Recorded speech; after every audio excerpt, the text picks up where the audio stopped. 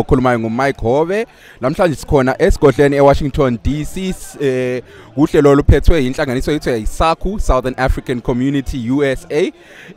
uhlelo lolu lukhangelela ukuthi thina njengabantu abadabuka kuze kazanzi lezwekazi leAfrika iSouthern Africa sithakazela lamasiko ethu namhlanje ngilesizalwane seZimbabwe unjani mnumzana Ngiphilile kunjani Mr Hove ngiyajabula kakhulu ukukhuluma la Yes phela abalaleli igama lesibongo ukuthi wadabuka ngaphi kwele eZimbabwe Mina ngumzobanzi Ncube umfana weSlovela wakoKapu Civil kulapho endabuka khona pana abakithi badabuka eSikombingo khona pana sibule ndaweni emaboleni khona pana kulapho esivela khona eSikombingo ema-ereni elwagwelo khona phana umdabu wakithi khona phana but khathesi sesilobela khona emaplazini ekuyeni ecrossing khathesi usuhlala ngapha khathesi ngilapha mina eWashington DC but on the Virginia side yes eVirginia eAshburn Virginia kulapho engihlezi khona khathesi awungitshele ke mnumzana uhlelo lolu ulubona ungathi luqhakathekile na akuqhakathekile kakhulu ukuthi njoba sinje singabantu beSouthern Africa uyabona ukuthi nxa sithole ithuba lokuthi sibuye sizohlangana njoba ubona kunje silabantu beZimbabwe silabantu beSouth Africa beBotswana beZambia beNamibia sonke sihlangene leSotho Swaziland sonke kunaba labantu beMalawi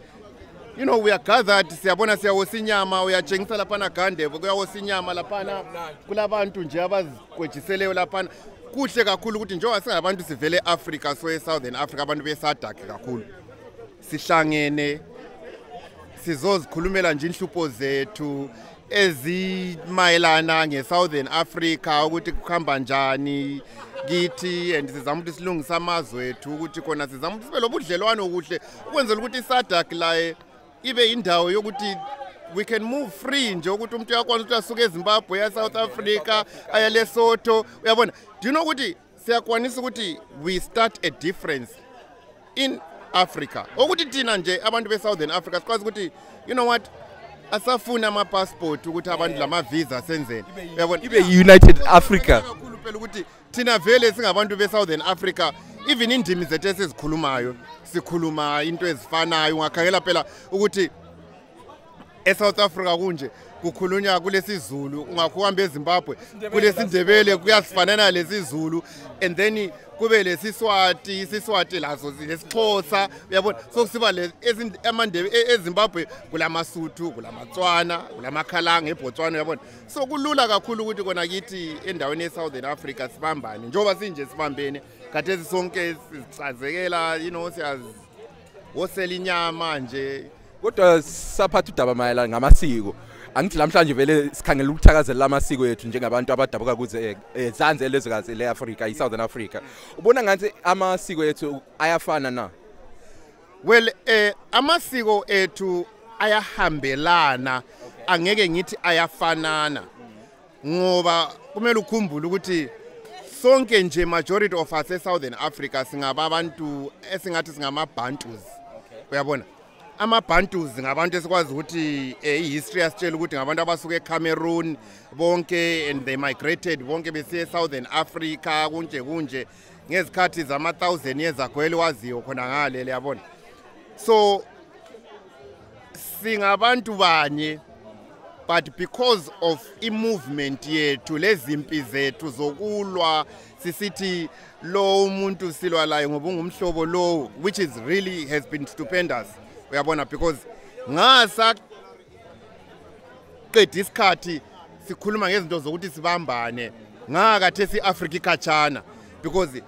saqedwe isikhathi kakhulu ngokulwa uyabona ukuthi wena ungumshona ungumdebele wena ungumtonga ungubani uyabona because a lot of African wars have just been nothing but about tribal differences and nje kwehlukana into ezingelamsebenzi things that we can never change uyabona so dikho lokho mnumzana and then wathi ngibuze umbuzo wami ogcina ke mnumzana ubona ngani uhlelo lolu kungaba wathi ngibuze ngesingizi kungaba iexample ukuthi ithuba likhona ukuthi thina njengabantu abadabuka amazwe nachiyeneyo singabamsana and siyenze kungathi iprogress akakhulu sibili because uyabona ukuthi actually what we have observed in the diaspora you'll see that in the diaspora we really never have qualms that are there existing in Africa. Because in the diaspora, kunje njengoba kathesi kunje kulabo South Africa, kulama Zambians, kulama Malawians lapha sonke sibambene siyazikhulumela siyazikholisela. Uyabona even labantu bakithi abeZimbabwe abantu abakhuluma kulamashona lamandebe kulama differences. Siyazihosela siyazikhuluma. Uyabona in the diaspora we never really focus on our differences too much, and that is exactly what we need to emulate too in ekhaya, because I don't understand into